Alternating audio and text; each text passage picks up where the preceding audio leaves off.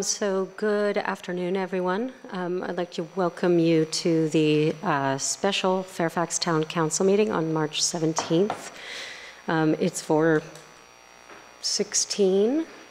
Sorry about the little bit of a late start. And I would like to ask for a roll call, please. Councilmember Hellman? Here. Councilmember Reed? Here. Councilmember Kohler? Here, just a quick question. Are there any extra papers? Because I was doing it on my computer. Okay, yeah, I don't need it right this second. Thank you. Thank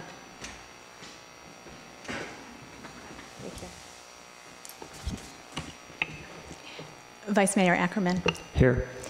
And Mayor Goddard? I am here. So for all of you that are watching, you will know, and for all of you, I would let you know that we are broadcasting live the Community Media Center of Marin on their government channel, which is channel 27. You can also screen the meeting on the Town of Fairfax website, live council meeting screening. So before we begin, and actually let's go ahead and do an approval of the agenda and affidavit of posting. I move approval of the agenda and affidavit of posting. Is there a second? Second. Okay. Approval, Ackerman? I will. And second Reed, and all of those in favor? Aye. Aye. Aye. Okay. Moving on, I would like to just let folks know the protocol is slightly different, as you all know. We will have no more than 10 people in the room, the Women's Club, at a time. We are limited to gatherings of 10 people or less. We will ask, and we've arranged the seats so that there are 6 feet of appropriate social distancing between all of you. We are accepting public comment. If you would please email your public comment to Michelle Gardner. She's our town clerk, and that's mgardner@townoffairfax.org. She will be reading your public comment at the appropriate place after we've discussed or opened the agenda item. And I believe that I've covered all of the special protocols. I would like to just make a comment that this is a time that I'm actually very glad to be part of the Fairfax community. I read a quote today that John F. Kennedy said that the Chinese use 2 brush strokes to write the word crisis. One brush stroke stands for danger and the other for opportunity. In a crisis, be aware of danger, but recognize the opportunity. And I think working together, we're going to see many opportunities in how we move forward and how we address the emergency that we're all experiencing together. So with that, I would like to start the meeting with the regular agenda. And we will be discussing and considering the adoption of a resolution ratifying and modifying the proclamation of the existence of a local emergency due to coronavirus COVID-19 and direct staff as appropriate. And Garrett, could you please give us a staff report? Sure. The long and the short of this is, as a town manager, I'm also your director of emergency services, and I can declare local emergencies, in which case I did declare one based due to the spread of COVID-19. However, that does require the council to actually ratify the proclamation by resolution within 7 days. So that's, in essence, what your action is. But what I thought I would do is maybe share a little background on how we got here literally in less than 5 days. And that's how quickly this is changing.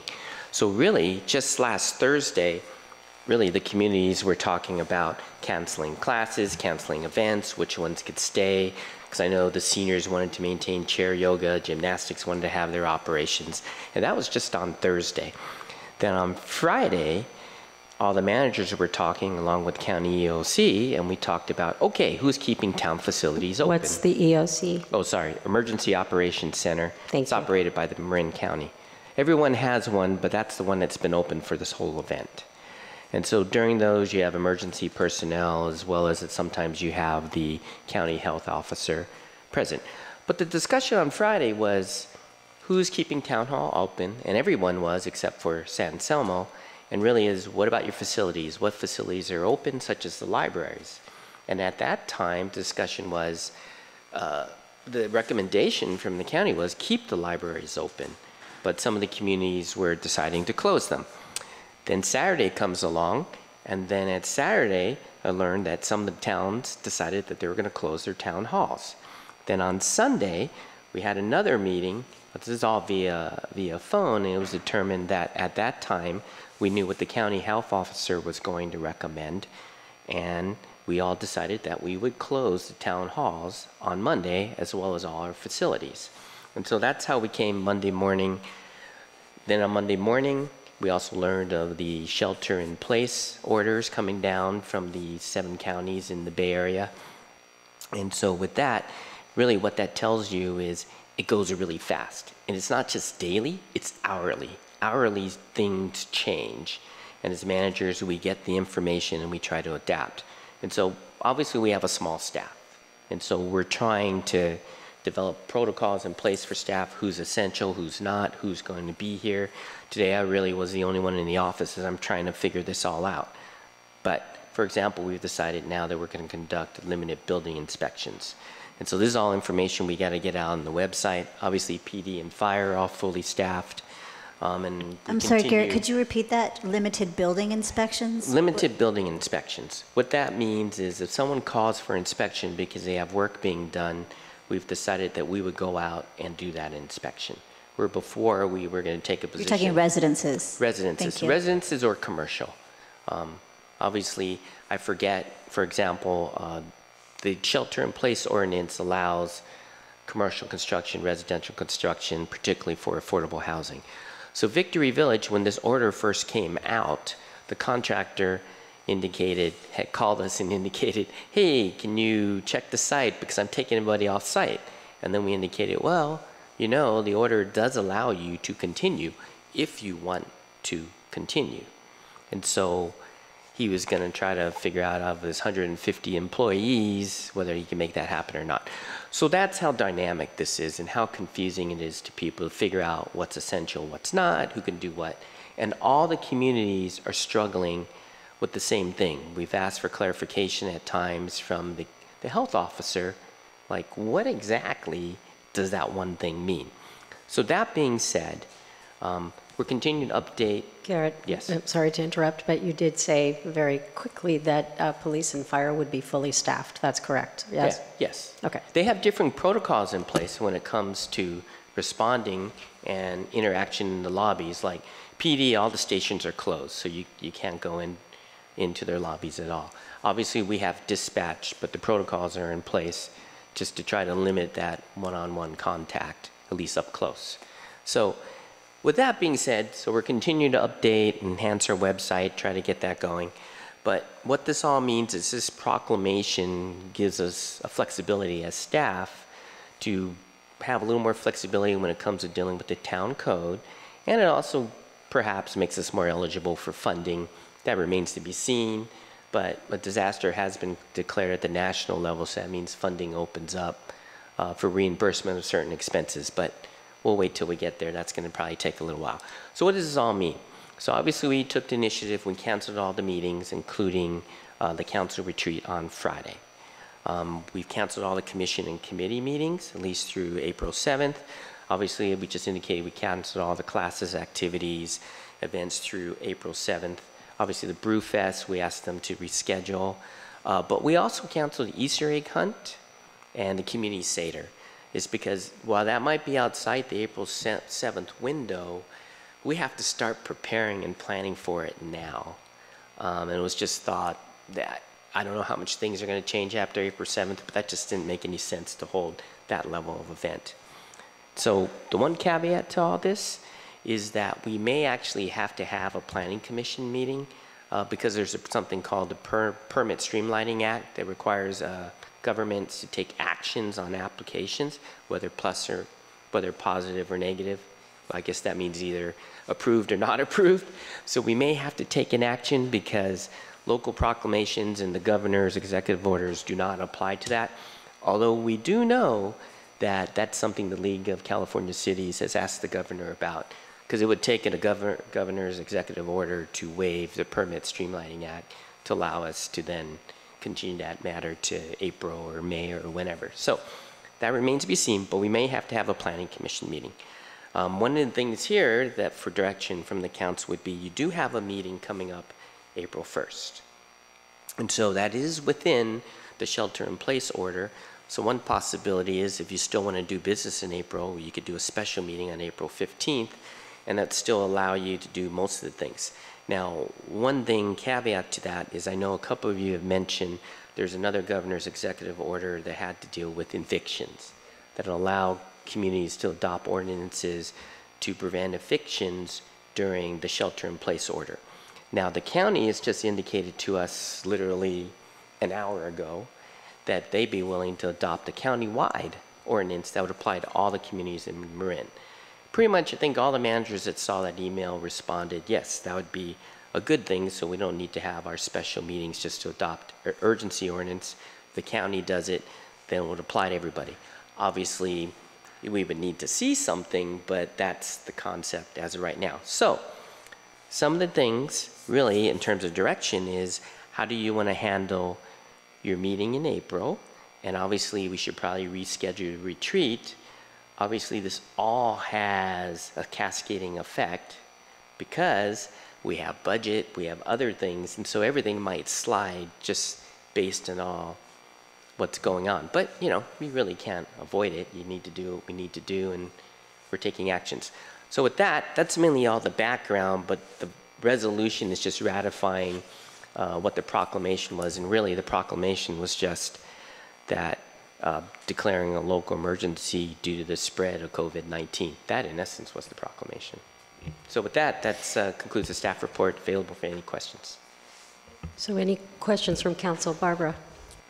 Just a question on the last thing you mentioned about the county being willing to do a county-wide ordinance or whatever to prevent evictions during this period.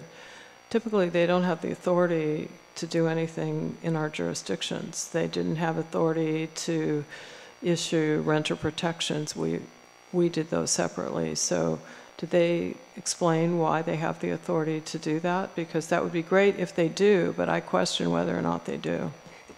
We didn't get at that level of detail. They indicated that they had the authority. So, but that'd be a subject of discussion with them because, like I said, the email just came out an hour ago. Okay, so you can follow up on that because to me that would be worth having a meeting to do that. I know Renee asked the same question as I did, but I think for them really to get back with why they have the authority to do that would be great. Thank you. I think it's worthwhile for you to explain that a little bit more in depth. I think most people don't know what we're talking about in terms of this protection and urgency moratorium on evictions. I know there's not a lot known. We're just finding out as we go because I think there was some community understanding that the state issuing the executive order would actually apply to us, but now we're not clear on even if the counties would.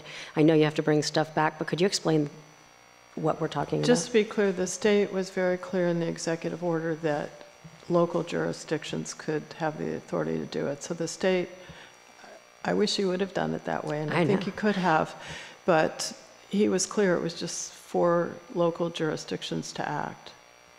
Okay. Do you want to say what it is, Barbara? Just for the public that has no idea? Well, I read the order yesterday when it came out, and it's an executive order from Governor Newsom saying that local jurisdictions could have the authority to enact protections against evictions for renters and homeowners. The homeowner part I wasn't clear on. For foreclosures, I believe. So for homeowners, it's evictions. For homeowners, it's to delay foreclosures, and for renters, it would be to prevent evictions during a period, and I believe it went through May. I'm not sure. I just looked at it again, but But I'm not sure why, in his wisdom, he didn't just do it statewide. And for renters, is it commercial renters as well? It didn't go into that level of detail, and I meant to, that I saw, so I'm not clear on that, and maybe Garrett knows the answer to that. No, I think Councilmember Kohler explained it pretty well, but my understanding it's mainly residential renters, and the concept is this. Because you have to shelter in place, you can't work. If you can't work, or maybe you have to stay home from childcare, or whatever situation you're sick, you can't work, you're not getting paid. If you can't get paid, you can't pay your rent. If you can't pay your rent, then, well, that is a violation that you could be evicted for. So it's trying to build in those protections, and basically the governor's executive order allows communities to do something like that, where before, I'm not sure if that would have been legal, or you would have been sued, or you wouldn't have had that level of protection. That's sort of my cursory understanding.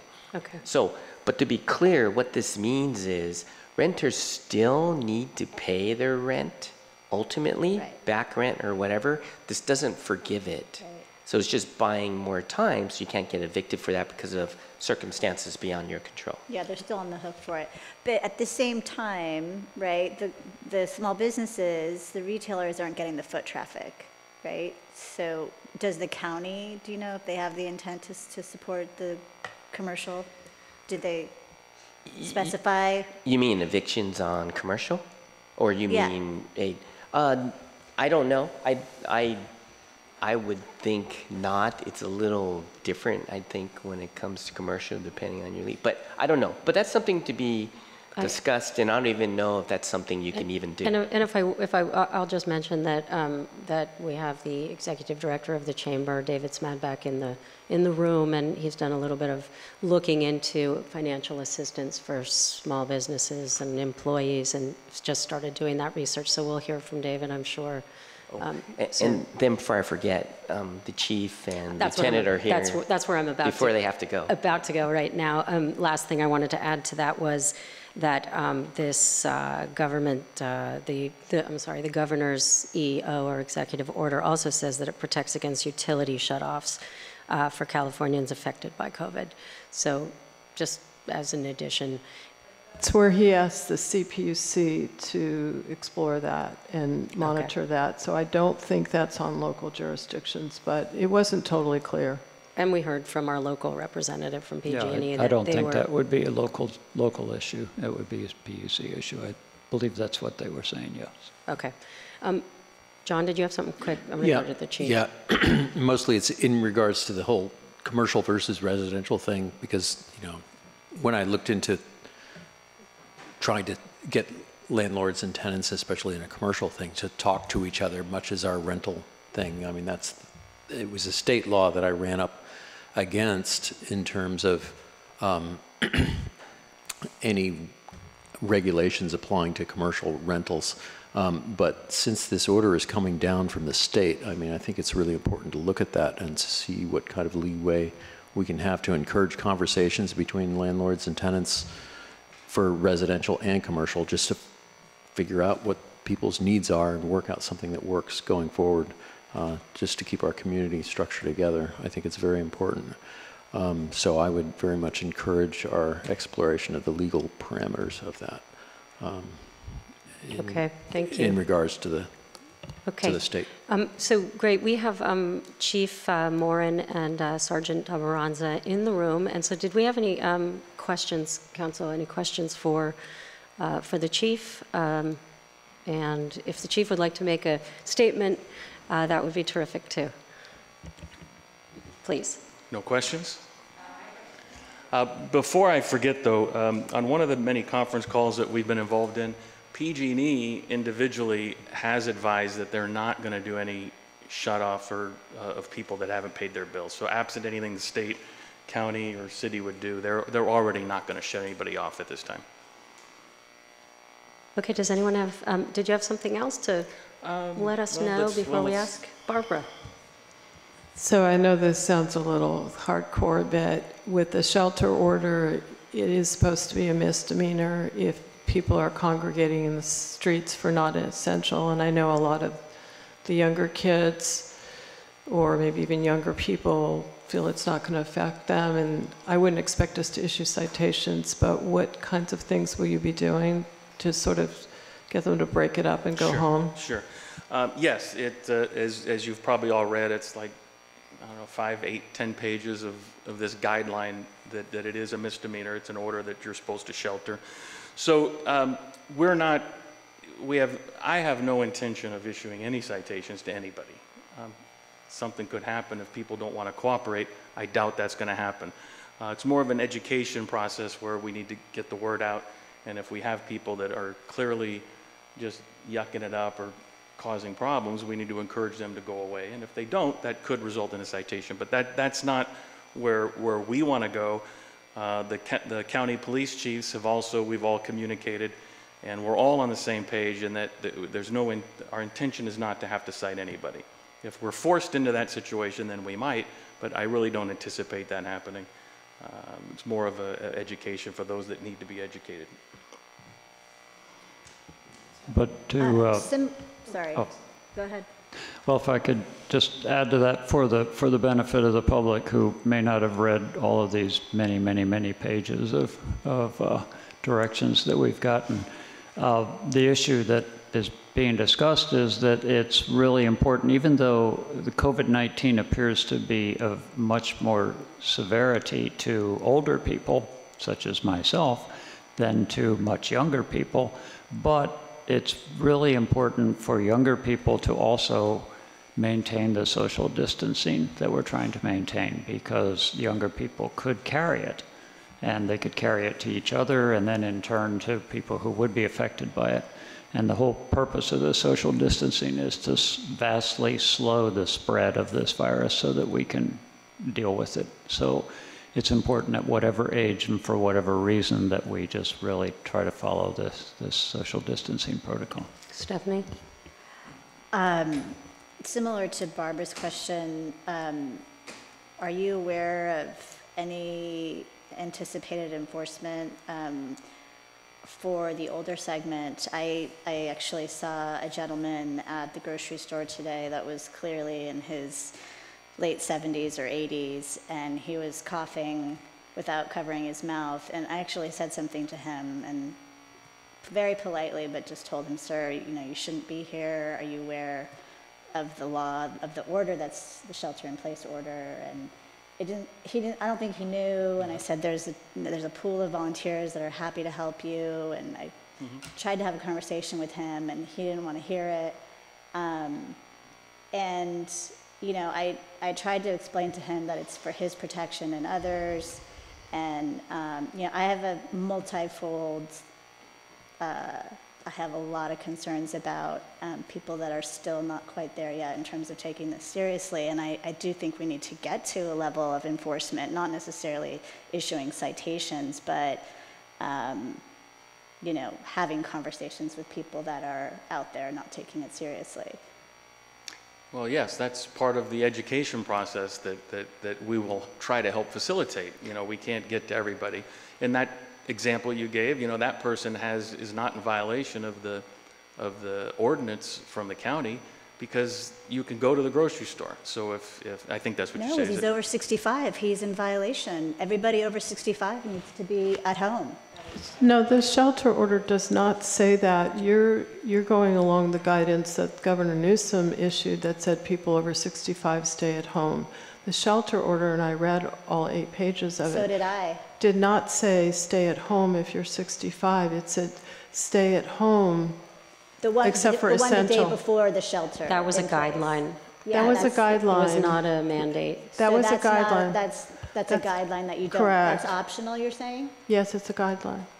Interesting. The ordinance that makes it a misdemeanor to not shelter there's a lot of caveats. I'm sure you've read it. It's very long. Yeah. And there's a lot of exceptions, but going to the grocery store, going to the doctor, going to the pharmacy, going to the bank, going to the gas station, those are all acceptable things to do. Okay. So, yes, as much as we can, we'll help facilitate and educate and encourage people to do the right thing.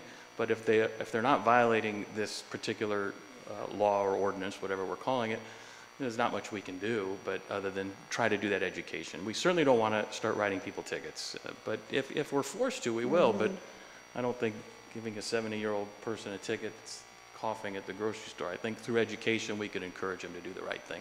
And if someone would call us, we'll go deal with that. That's what we're here. We're here to do that. So Chief, there is, oh, sorry. There is some buzz in the community, though, people talking about they're going to deploy the Army or the National Guard. And so could you put an end to that or tell us a little more about if that's, or you can say, I don't know, or I don't want to, but Well, I'm just curious I would have no comment on that. I haven't heard that. We're certainly not calling the National Guard for any reason. I think maybe that's people just starting things that don't need to be started, but there's no need, I don't think, anywhere in the Bay Area for the National Guard to come out, but I haven't heard anything.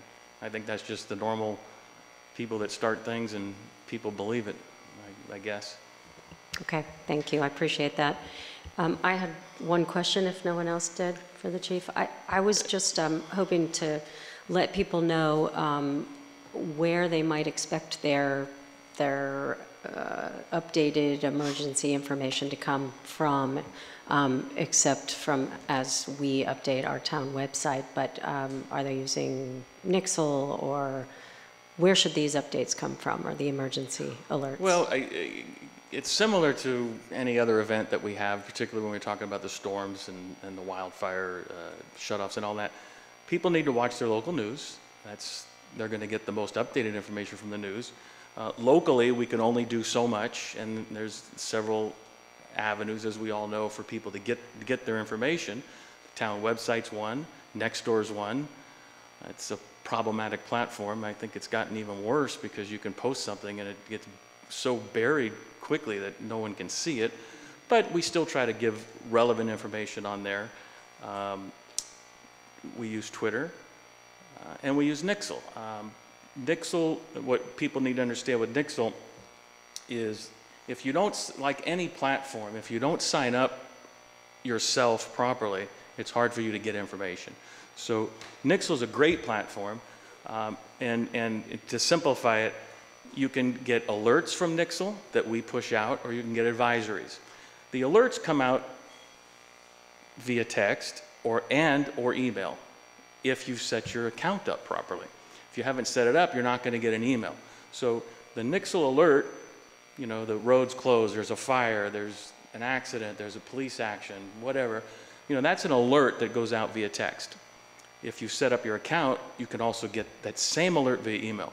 An advisory does not go out via text message. It only goes out via email if you've set up your account on Nixle properly to get those advisories. So as an example, at Garrett's direction, because we control the Nixle account for the town, at Garrett's direction, I put out an advisory on Nixle about where to get information and a short update on town. I think it said about the town services being closed and where to go get information. And that was an advisory. It's not proper to send that out as an alert because it's just information. So again, if as we've said many times with the storms, people need to sign up. Some people like Nextdoor. That's not the best way to get information. The town website, not necessarily the best way to get information. Very relevant information now that we want to push out. Nixle is the best platform because if it's an urgent thing, it's going to be an alert via your text. If it's an advisory, you're going to get that instantly via email, however you get your emails. So amongst all the ways we can give out information, I think Nixle's the best platform. So that goes along with, we have the subscribe button on the website, and it lets people select what they want to receive, whether it's age-friendly newsletter, the town newsletter, agendas for council meetings, and so on. And so that's where we send all the information out. We send out those lists. So in terms of advisory of this nature, we'll send it to every list that we have, which, unless we can sort it, I forget how that works, people might get it multiple times if they signed up on multiple lists. So they get that, and then if they've also signed up on Nixle, then they'll get that email too. So, but what it comes down to, people actually need to go on and subscribe to get some level of the information. Because on Nextdoor, what we found is when we send something out, and yeah, there's 5,500 people on Nextdoor, maybe 10% actually open the email or view it. So it's not very many. We know on our newsletters and our other emails, we probably have 2,000 separate emails that we send out to people. And so that actually works a lot better. Okay, thank you. I just want to clarify that these are two different things, and that Nixle, which the chief is talking about, and Alert Marin are emergency information push out. And all that Garrett was talking about is our town website, and we will make that very active in the coming days. It's evolving quickly, but you should absolutely sign up for Nixle and Alert Marin for any. And actually, more importantly, for this type of information, they really need to subscribe to either the town newsletter, if nothing else, because that's where we'll send out information that will go out in Nixle as an advisory. So it's two things. There's a little difference here. I want to make sure it's clear. Alerts, floods, something as a crisis that you need information on, yes, Nixle, because really everyone reads their cell phones, gets their cell phone to get a message. So traffic, if there's something going on with traffic, police incident, I get all those from San Rafael. Obviously I live there, I get it from PD. And so I'm just trying to point out there's a little difference here. So for here, we wouldn't say, you wouldn't get a text message that says, click here for, that's all we're trying to make clear. That's what I was trying to make clear too. So now I hope we're triple clear. Go sign up for everything at this time. So any other questions for the chief? Thank you for what you're posting on Nextdoor. And just very, very briefly, because you said if I wanted to make a statement. Please. I'm turning in my retirement papers. No, I'm just kidding. This makes some people happy. Are you applying for public health officer?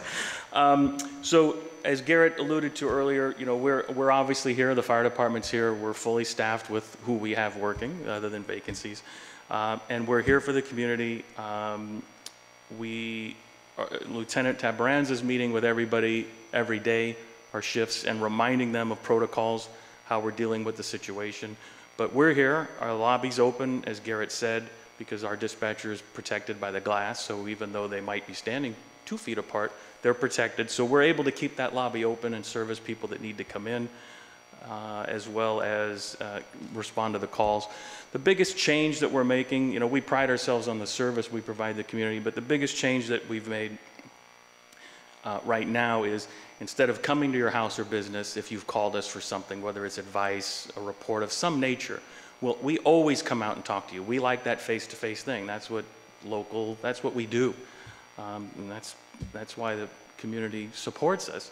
But during this event, we're trying to do a lot of that by telephone. And if we do have to come to the house or business for whatever reason, we're asking people to come outside to talk to us. So it limits the exposure to the personnel. We really need to keep our people safe and healthy. We need to keep everybody safe and healthy. But if our department starts going down, then we can't protect and serve the community. So we've made some changes. We're trying to keep people out of our building. And again, we don't like that either. If the citizens come in to talk to us, we go outside with them. We don't even want them inside. Again, we need to keep ourselves healthy so we can take care of the community. So we're here. We're here to answer the phones. We're here to dispatch and do whatever we need. So call us. Thank you. We'll call you. I have a question. Do you Yes. have masks, or are you Yes. planning? Yes. You do have an inventory of masks? Yes. And It's low, but we're trying to get more. We got to borrow them from other people, and we wear gloves. Very briefly, we went on a resident call today that hadn't been heard from for a while, and we were able to make our way into the house, and he had been down, how many days or hours? Huh? 3 days. He'd been down for 3 days. But the officers, because Lieutenant keeps reminding them how to, even though they know, but you got to have the reminders.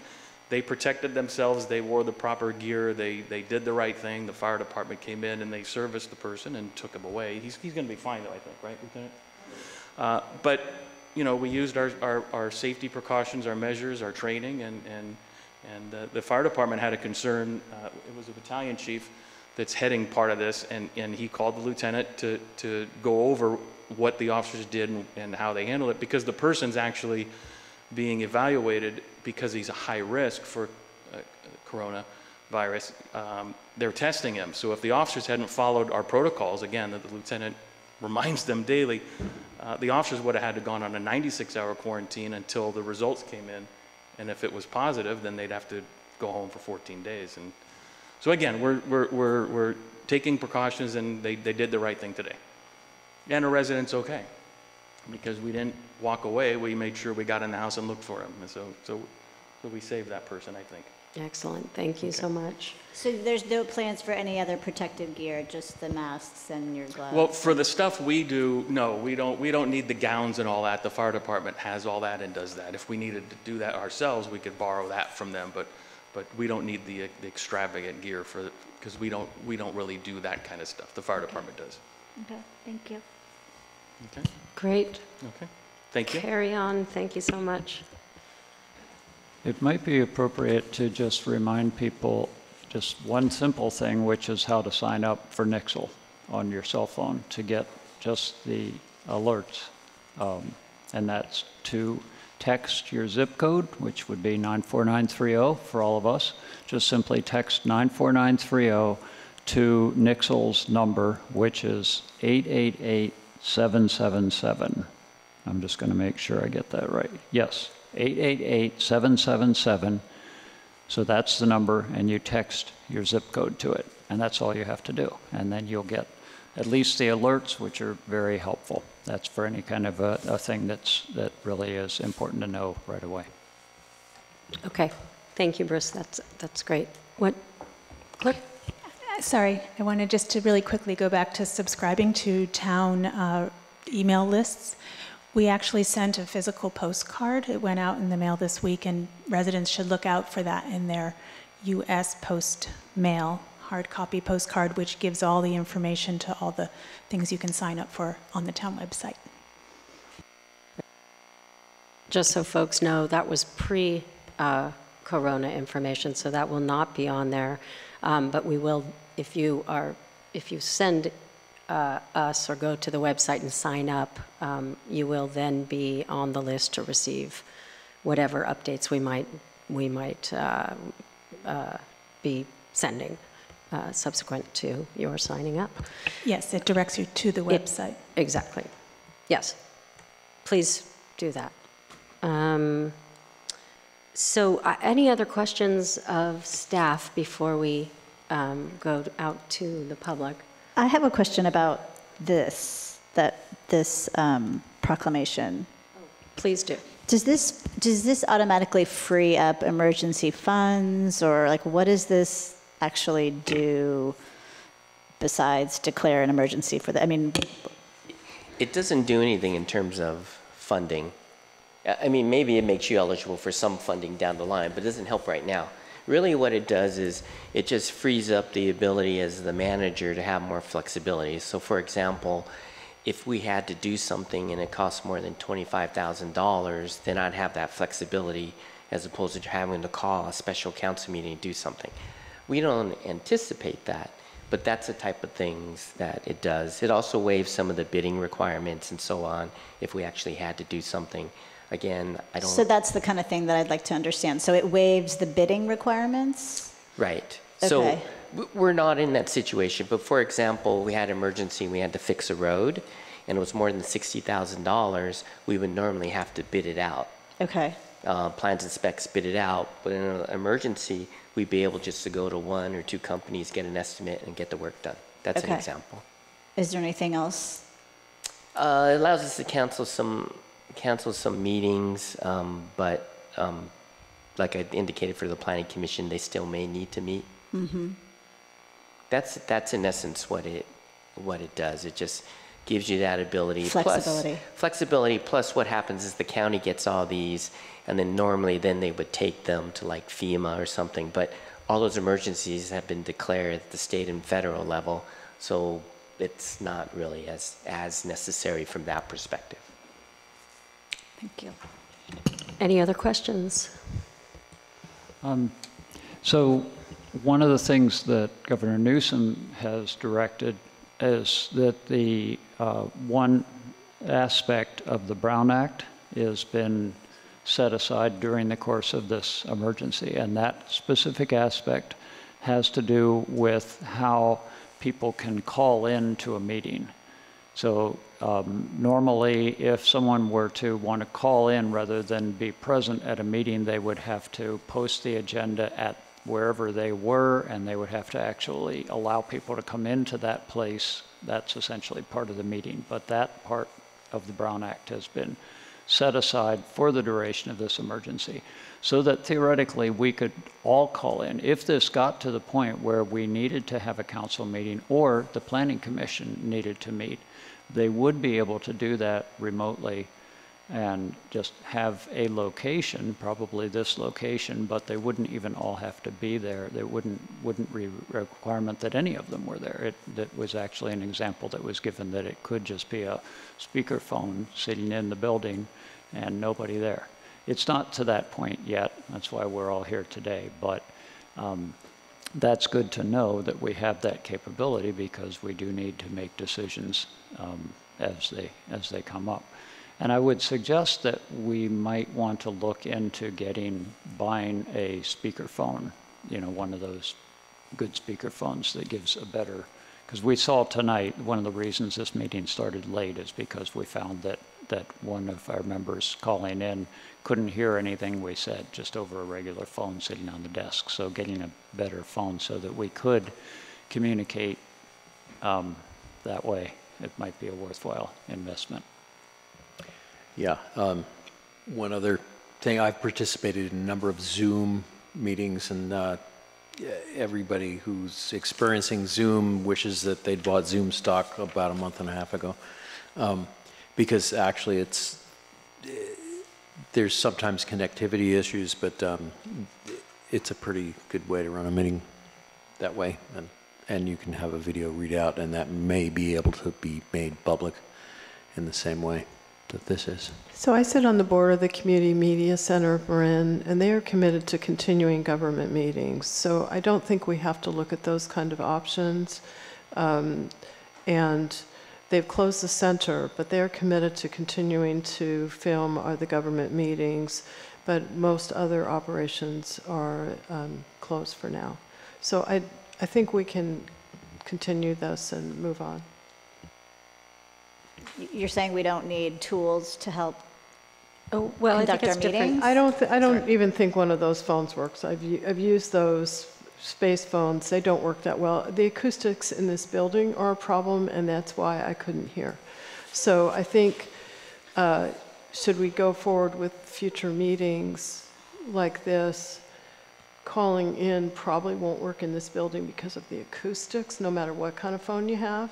So I think if we do something like this, it's workable, so we're all sort of separated.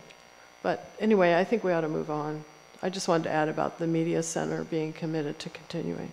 Yeah, that's good to hear, and I think they're a very reliable partner, and I would wholeheartedly support their solutions as we go forward.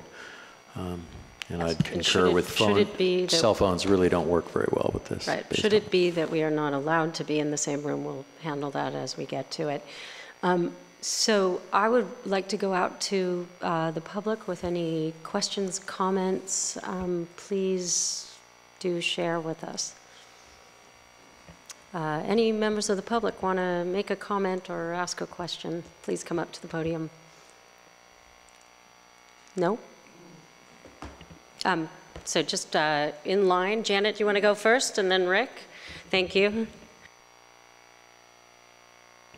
Just push, It's being filmed, so you need to push it. No one has touched it. Michelle sanitized it. So just a quick question. It's sanitized. Thank you. Can Mr. Toy get us or share a link that gives us information about the exact terms of the state of emergency and the length? If it's written up somewhere, I assume it's got to be written up, maybe make that available on the website? So it's on the website right now, and you just click executive order, shelter in place, and it all comes up. And it's very readable. Everyone should read it. For the town's state of on the emergency. town's website. It's on our link, it's on theirs, but you could have my copy if you great. like, if you don't Just mind. want I touched everybody it. to know. Thank you. Oh, I'm sorry, it's the county You want one. the state or the Matt Willis one? Town. The town one. It's the Okay. county. Is the county's version from the public health officer different than what is being issued by the state? So the state's is guidance. I don't think it's Let's that. make this clear. The state's is guidance, and it was executive order from the governor on Sunday. And he also did more executive orders yesterday. Right. The counties is very different from what the Governor Newsom did. And our information that we're doing tonight is posted on the website under our agenda. So if you're looking for what we would be passing, it's on the website under the council agenda. It's there. Okay, I'm sorry, it seems as though we do have some confusion. So the governor did issue a set of guidelines, and then the government issued a new executive order. And the county, through the public health officer, provided an 8-page document. Right, and that's on our website. And that's on our website, and I think that's what you were at. You're looking at She's the, looking for ours. Yeah, specifically the town. just So we this have one-page state resolution that we passed? Yeah, and Right, that's exactly. under the town council not very- packets. Okay. I'd look under town council for this meeting, and this packet will be. I guess what I want to understand then is, from what the executive order that came from the governor, is the one that we are looking at, that we've also linked to, that's from Matt Willis, is it the same as the order coming Not from No, the governor? it's not. governor. The governor stuff is guidelines, and it's different. Okay, there's guidelines and then there's an order. He issued 2 orders today, or yesterday. Right. One that dealt with the local jurisdictions dealing with renter evictions and foreclosures, and one that dealt with more information on emergency provisions to pass bills without the 72 hours. That was yesterday. Okay, so then Matt Willis's order was issued, and from what I understand, I believe it's the same as all the other counties, or very similar. And Matt Willis's order is the one that's specific about essential functions and what's exempt. And those are Bay Area And then counties. Janet, I believe, was asking, what is it that we are contemplating? And that, right now, has been posted on the website under Town Council Agenda, and it's right up there, and it's just a few pages. So you can easily find it. Just go to public meetings. But clarification, ours is just declaring a local emergency. It's not adopting anything because this takes effect because he's the county health officer. Yeah, Janet, I think what you're really looking for is the Matt Willis one. No. I mean, this declaring the emergency is... No, just wanted to know what was different about the towns versus, I'm not asking about the state or the governor or the health department or county, just what is different about the town's state of emergency? Is it just what Mr. Toy has said, or is there more to it?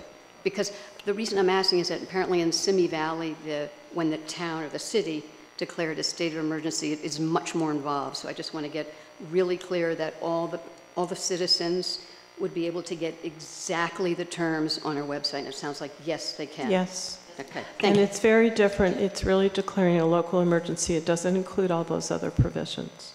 So, and maybe we can even read it tonight when we go through it, if that would be helpful, because it's pretty short. Yes, I was going to read it. Thank you. Michelle wants to further clarify. I'm sorry, but I'm very proud of our website, and I would like you to know that you open up www.townoffairfax.org, and on the home page, we've been working for the last 24 hours to update it with all the coronavirus information we can get, and we've tried to organize it very clearly.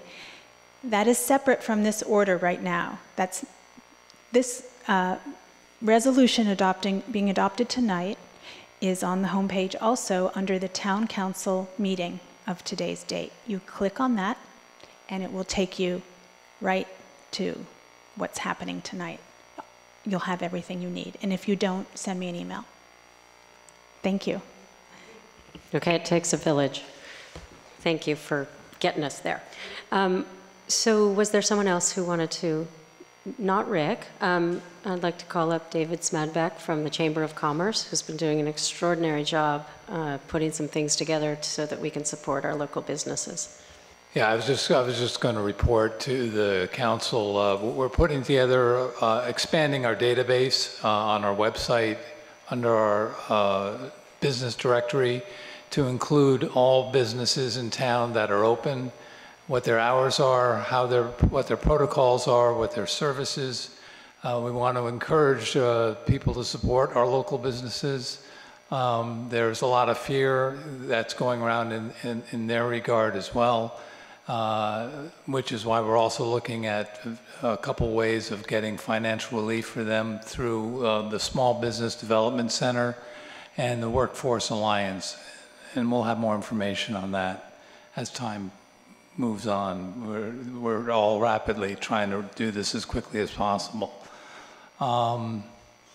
And I'll be sending out an email and we'll try to disseminate as much information through as many sources as we can. I don't know if you have any questions, but I just wanted to at least report that to you guys. And thanks, David. I've been working closely with David, and I've walked all the businesses, of course, walked all the businesses, talked and got all of their plans, and then an hour later the shelter-in-place edict came down. But David and I will work closely to make sure that what you are putting together on the chamber website is then linked to the town, and we will have a place so that people can know what is going on with our businesses. But David is centralizing that through the Chamber of Commerce and doing an amazing job.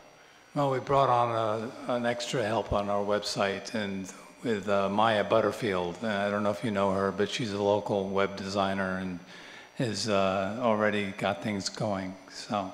And there's also a Facebook group that started within the merchant community called Fairfax Merchants. So if you're a business owner and you're listening to this, if you're on Facebook, and again, this group will interface with David and the Chamber's work on their website, you can join.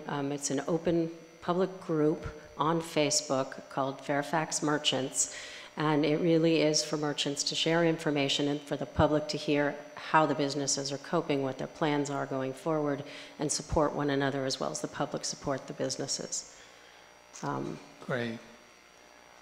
Stephanie, did you have that sounds like great work, so thank you. Well, hopefully we get this done quickly and efficiently. Yeah.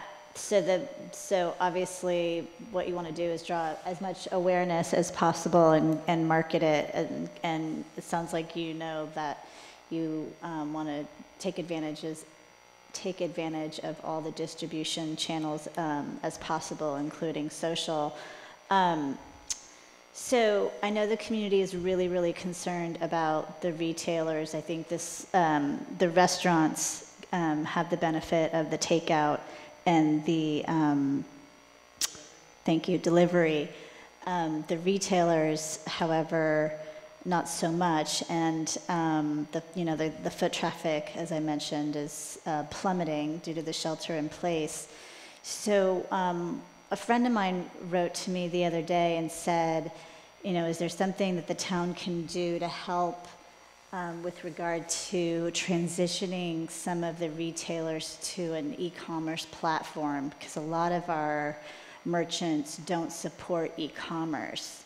And so I'm not trying to stump you, but I throw that out to you as an opportunity. I don't know if that's something that Maya could help with, or if that's something, Garrett, we could think about, I don't know, when we have more time. But, I know that some of the retailers are supporting phone, based commerce and gift cards and that kind of thing. But, if they could support online, I think they'd be much better off right now. Yeah, I think between social media and the website that we're providing is a start. And any ideas that we come up with in the coming days, we'll try to implement as quickly as we can to help, all the businesses. Yeah. So. Okay. Well, let us know what we can do to get the word out. Okay, great. Thank you. Thank you so much for everything you're doing. Thanks. Okay. Great. Thanks, David. Take care. So no other public comment. We'll bring it back up here.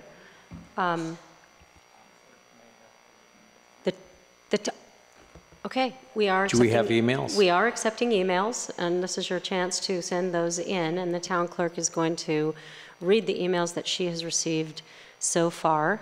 These are public comment from folks from afar. I have not received any. Oh, well, there you go. Surprisingly, I kept checking throughout the meeting, thinking I would gather them all and read them, but I guess people aren't. Okay, good. So that means people are relying on the website.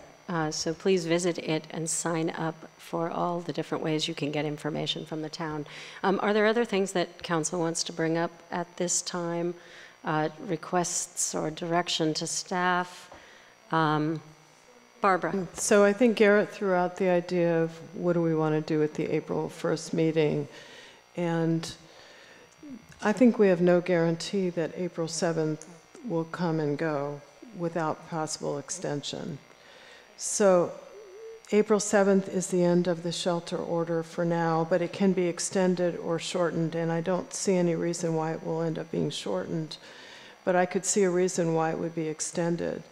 So I think we do have business of this town, and I think it would be prudent to say, let's do a meeting on April 15th, and even if the shelter order is extended, we go forward with some of the really critical things that need to be taken care of. But I don't think it's a good idea to shoot for April 1st when we know that the shelter order for sure will be in place. But if it is extended, I would really propose we consider going ahead. And, you know, we limit what we're doing to the critical few, and I would rely on the mayor to work with the town manager on what those things are. But I don't think we can stop doing the business of this town. Okay, let's just go around and see if we're in agreement about that. John, is that work? Yeah, for you? I'd support that very much. Okay. The Stephanie? proposal is to move the current meeting, which is the 1st, to the 15th, essentially. Yes. Yeah, I'm on board with that. And Bruce? Yeah, I could do that. There's a Mosquito board meeting that might happen that night, but it might not. Oh, So wait, yeah, it's fine with me to do it, yes. Let me look at my calendar before I actually Okay, commit and to then that. Garrett, have you checked with Janet to see if that's a possibility for her? Actually, I did not, now that you mention it. I could ask her right now, though. The Okay. reason I suggested April 15th is because that was the date he threw out. I thought, yes. Yeah, And, you know, I kind of think that some of us may have other meetings, even me, and I think we should consider the council meeting take priority and just miss those meetings if need be. Okay, it sounds like we're in basic agreement with that as long as Janet can come. Garrett, will you just Yeah, I'll let double us check. know? I know I talked to her about it, but now I think about it. I Okay, so don't let's just, remember. we'll declare that the April 1st meeting is going to be postponed. We're shooting for April 15th. Okay. Anything else to staff or that people want to say at this time? I have just a couple of things. Can we talk about some of the process items from yesterday's? Yes, and that's actually what I wanted to say, is Okay. that Stephanie called together a group of folks onto a conference call, and I participated in that, and I was going to let her report out what came from that and some of the ideas that the communities come up with so that we can work together. And she's just going to grab her laptop.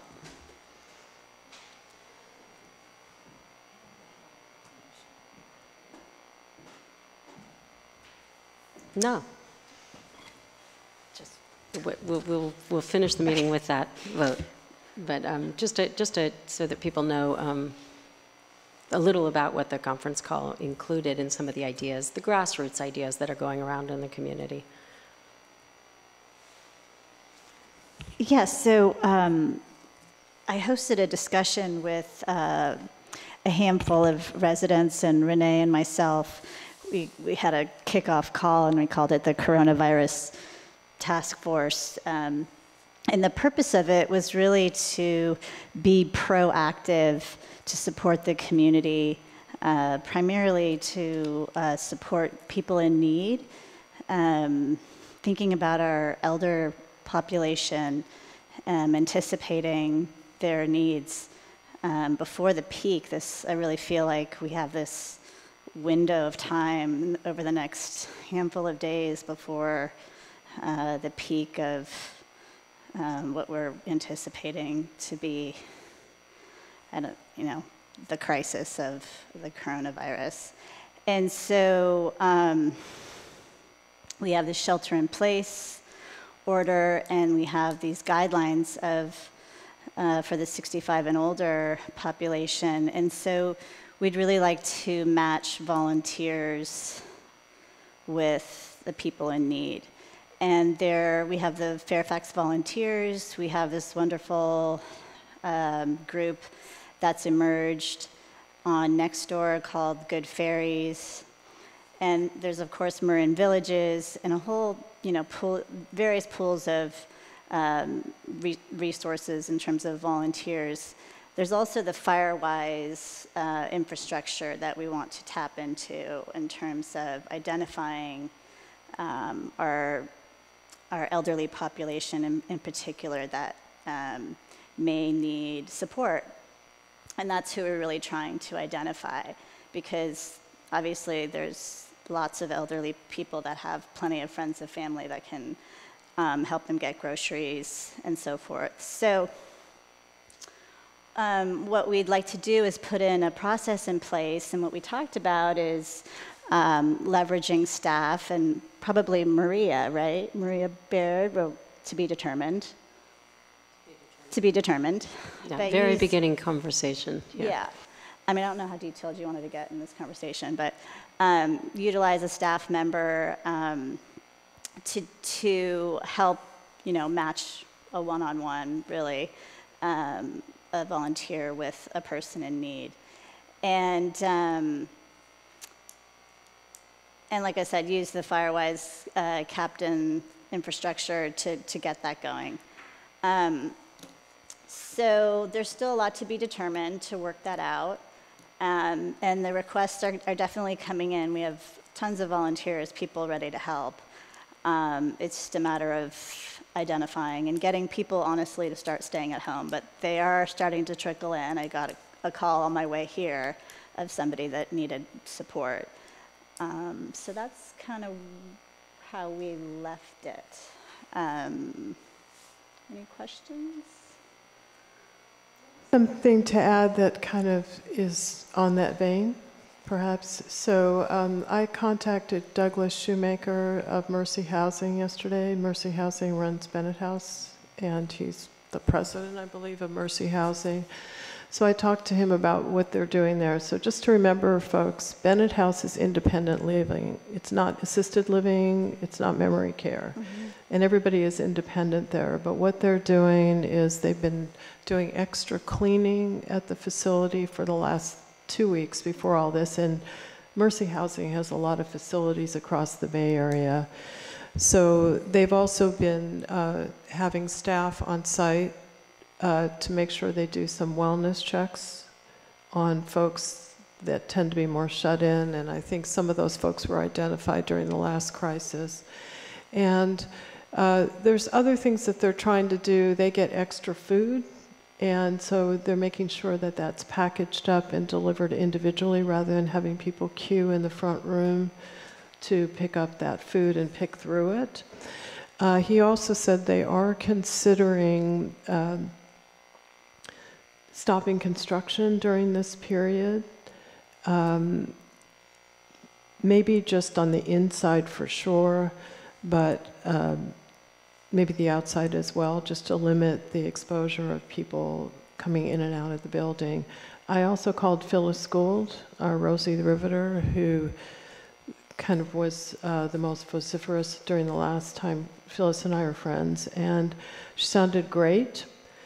She was very, she had enough food, enough toilet paper. And we all worry about the toilet paper. That appears to be the most high priority on everybody's minds. And she sounded great. And at my urging, she had signed up for Marin Villages. And so she had some help a couple days ago taking her up to Kaiser to an appointment. Phyllis is 98. And also, she had a young person in her house a few days before helping her set up a headset for her TV. So I said, you know, I'm a little compromised now with my shoulder, and also I'm over 65, but feel free to call me if she needs anything. But she sounded great, and she was thrilled with Marin Villages. And so I think all is good over there. And Doug told me that he was going to follow up with us. I asked him to email Garrett and copy me on what they decide about the construction. So that's just a report. So far, so good at Bennett House. Great, thanks So for the do we update. have a new property manager contact? Because So- that's what we're looking for. Yeah, so let me follow up, because I did talk to Doug Okay. this afternoon. Oh, So you did? I think pretty much what Councilmember Kohler summarized is true. They'll continue with construction in the apartments. Some of the apartments, so to get residents back in there, they have all these protocols that they're working through to figure out, do they have construction, should they not allow construction? They have food distribution. They don't have everybody come down there. They're trying to limit contact, limited number of visitors. And so they're struggling with the concept, because the problem is you want to eliminate the one-on-one contact. But in order to get something, there is contact, even if you leave it there, because if everybody brings everything, everyone's coming into the lobby, that's where everything is. And so that's what they're struggling with right now. But to answer Councilman Hellman's question is, yes, he's deciding who's the best person for you to work with on the volunteer and the coordinating, because they're really struggling internally over how to handle everything in terms of the interaction, because they're trying to limit the number of people that actually go in to the facility. And that's why they're struggling with the contractors. Should they have contractors? Some residents want the contractors to finish so you can get in the unit. Others don't. Others want visitors. Others don't. Can you work out a system where they don't go in the building and they just meet them outside? Well, that's the whole issue in the common areas. So you can talk to the individual once he decides who's the best person for Mercy Charities for you to work with. But I think the best way to describe it is they're working through, just like one of the power shut-offs, just what's the best way to accommodate their residents. So they do wellness checks by phone now. They try to avoid that contact. And so he was saying, you know, they know what the situation is, and they're trying to work through it. And, you know, if they can use the help and work with you and come up with solutions, that'd be great. But he wanted you to know that he is pretty aware of the situation. Great. Thank you so much for keeping up with them, and Barbara for reaching out. I'm glad Phyllis is doing well. Did you have something else, or you just didn't push your button off? I guess the only other thing I wanted to say is that the shelter-in-place order does support volunteerism for food banks, and that we have been hearing from the food banks that both their staffing and their volunteerism is in a free fall, and this is an area of fairly desperate need. And so I would encourage, if you are up for it, to sign up for a shift, because it's a critical need for all of our communities across Marin.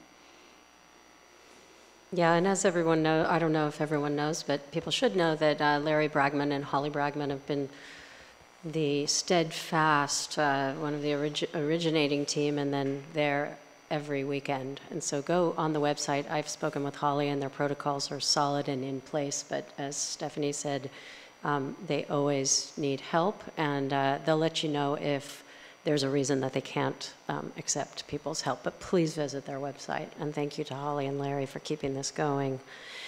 With that, we need to adopt this resolution. Is that correct? That's the action? Yeah, it's just the motion to taken. adopt the resolution as Okay. presented. All right, so can I entertain a motion to adopt the resolution, please? I'd make a motion to adopt the resolution, and maybe, since it's short, if it might be a good idea just to read it for Janet and others who are listening who may not want to visit the website. Do you think that's doable? Yes, so it is only not quite a page, so I'll go ahead and read it and try and articulate. Do you want to get a second? Let me get a second first. A second. I'm not used to everyone being all over the place, so we have a motion, Kohler, and a second read. All those in favor? Aye. Aye. So motion passes. So this is an emergency resolution, 20-04, a resolution of the Town Council of the Town of Fairfax ratifying the Town Manager Director's proclamation of the existence of a local emergency due to the spread of the novel coronavirus, COVID-19. Whereas, pursuant to Fairfax Municipal Code, Section 2.52.060, the town manager shall be the director of emergency services. And whereas, pursuant to Fairfax Municipal Code, Section 2.52.070, the director of emergency services, or director, is empowered to issue a proclamation of the existence or threatened existence of a local emergency when the town council is not in session, which must be ratified by the town council within 7 days to be effective. And whereas on March 16th, the town manager, as the director of emergency services, proclaimed a local emergency due to the spread of the coronavirus, COVID-19. And whereas on March 16th, the public health officers of 7 Bay Area jurisdictions, including Marin, issued a legal order directing residents to shelter at home for 3 weeks beginning March 17th, and the order limits activity, travel, and business functions to only the most essential need.